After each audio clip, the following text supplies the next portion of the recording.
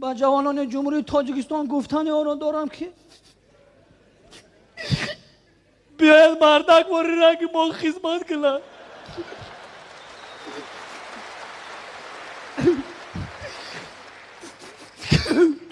چی اینا ما مردک واری خدمت کرده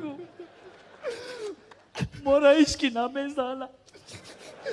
ما خدا ما نگلدیم در پیش پای دیم بلا.